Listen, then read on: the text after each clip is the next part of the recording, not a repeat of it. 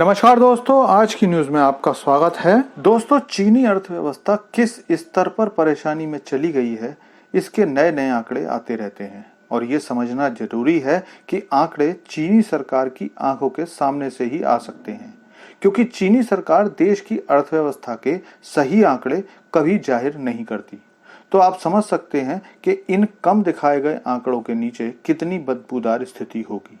लेकिन फिर भी जो आंकड़े सरकारी नियंत्रण के बाद आ रहे हैं, उनसे चीन का हाल समझना कठिन नहीं है। तो आज बात करते हैं चीनी रियल एस्टेट के सबसे बड़े खिलाड़ी एवरग्रांडे की। लेकिन उससे पहले आपसे रिक्वेस्ट है कि चैनल को सब्सक्राइब कर लीजिए, क्योंकि यहाँ आपको डिफेंस, फाइनेंस और फॉरेन पॉलिसी पर वीडियोस रोज मिलते हैं।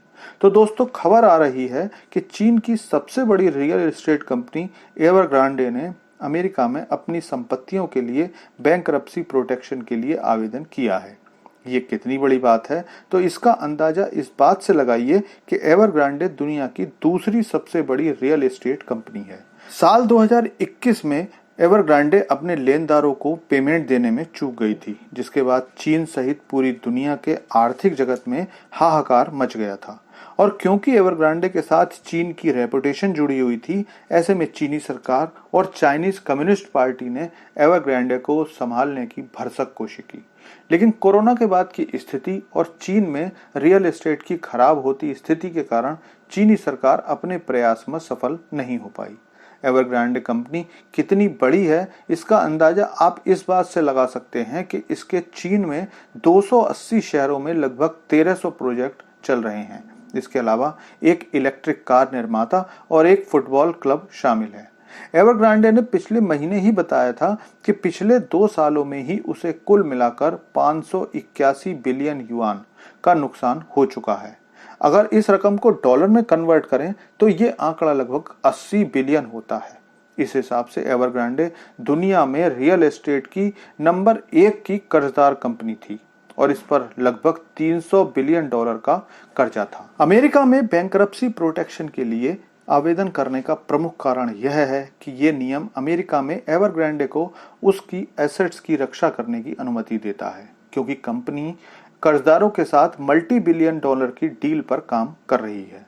दरअसल चीन की रियल एस्टेट कंपनियां विकास के लिए धन जुटाने का भरसक प्रयास कर रही हैं, लेकिन चीन की गिरती अर्थव्यवस्था के हालातों में अब उनके लिए खुद के सर्वाइवल की समस्या आ रही है।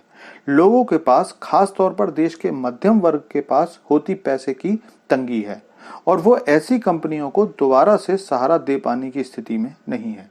पिछले हफ्ते ही चीन की एक और रियल एस्टेट की बड़ी कंपनी कंट्री गार्डन ने चेतावनी दी थी कि उसे साल के पहले 6 महीनों में 7.6 अरब डॉलर का नुकसान होने की संभावना है। चीन की जीडीपी का लगभग 30% रियल एस्टेट से आता है। तो जब ये कंपनियां डिफॉल्ट कर रही हैं, तो इनमें काम करने वाले लोगों की जॉब्स भी जा रही है, जिससे लाखों लोग अब बेरोजगार हो रहे हैं। इसके अलावा मैन्युफैक्चरिंग और एक्सपोर्ट्स में गिरावट भी बेरोजगारी की बड़ी वजह है, जिसके बाद सरकार में डर का माहौल है और चीनी सरकार अपने नागरिकों से और अपनी वैश्विक रेपुटेशन को लेकर इतनी डरी हुई है कि अब उसने अनएम्प्लॉयमेंट के आंकड़ों को जारी करने से भी मना कर दिया है। भले ही चीनी सरकार बेरोजगारी के आंकड़े जारी ना करे, लेकिन जो आंकड़े सरकार जारी कर रही है उससे भी ये पक्का है कि चीनी अर्थव्यवस्था अब डिफ्लेशन में जा रही है। दोस्तों, थैंक्स फॉर वॉचिंग वीडियो। आपसे अनुरोध है कि चैनल को सब्सक्राइब कर लीजिए, क्योंकि यहाँ आपको डिफेंस, फॉरेन पॉलिसी और फाइनेंस से संबंधित वीडियोस रोज मिलते हैं।